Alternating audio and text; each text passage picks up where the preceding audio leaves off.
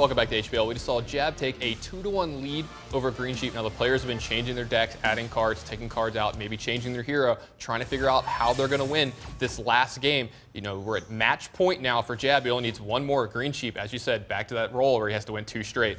Yeah, both these players kind of mixing up a little bit of what they play too here. Jab loves to play those mid-range strategies, but he's played 3 different ones now. And Greensheep, we saw him play Warrior in both of his first 2 games, and it wasn't Face Warrior like we saw him play in his other match. It was straight up Grim Patron Warrior. So love the fact that these guys have been switching up their games, and even Greensheep sticking to his guns, keeping Divine Favor in his opening hand in Game 3, trying to play that high-risk, high-reward strategy. Love that from him. Is he going to do the same? I don't know, but we're going to find out. Game 4 with Greensheep and Jab is getting underway. Yeah, it's, as we said earlier, it's match point here for Jab, and he's queued up Druid again. And you know what, Greensheep?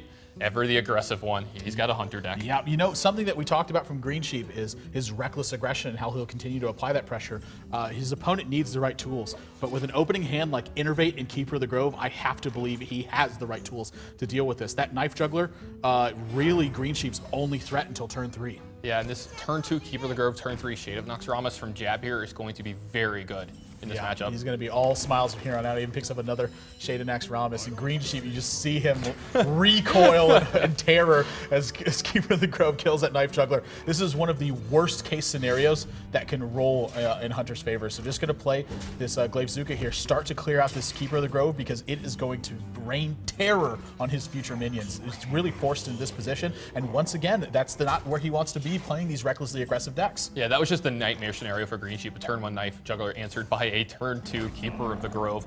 Not only does it kill the Knife Juggler, but it leaves behind a 2/4 body that answers so many of your threats very efficiently. Dealt 6 points of damage to Greensheep. You know, had forced to leverage his life total to deal with it. Innervate gets picked up for Jab too, so he's even going to have turn 5 Doctor Boom. Swipe on turn 4. Greensheep continues. 3. Here's why I like seeing that. Yeah, cannot feel comfortable about his board position here, and he's drawing way too many weapons as well. He really has no other option. Has to even take more damage on his own. I mean, you talk about high blowback scores. That's not where he wants to be. Let's see what the reaction is to this Doctor Boom on turn 5. Yeah, Greensheep might just might flip a chair over here after this one. I mean, this was like the royal flush from Jab. This was about as good as you could draw it up. Yeah, how do you beat this strategy? I mean, he just doesn't have enough mana to utilize all the cards in his hand. He's going to have to find some way to do it, and I just don't know if it's going to be here. Jab's got Savage Roar next turn. He's actually got lethal. Yeah, Jab is actually threatening lethal this turn, and Greensheep doesn't do something about all of his minions. Greensheep, you see, already at 17, he's had to use his weapons as he's had to use his life total as a leverage ability in this game to take care of the board that Jab just keeps presenting against him,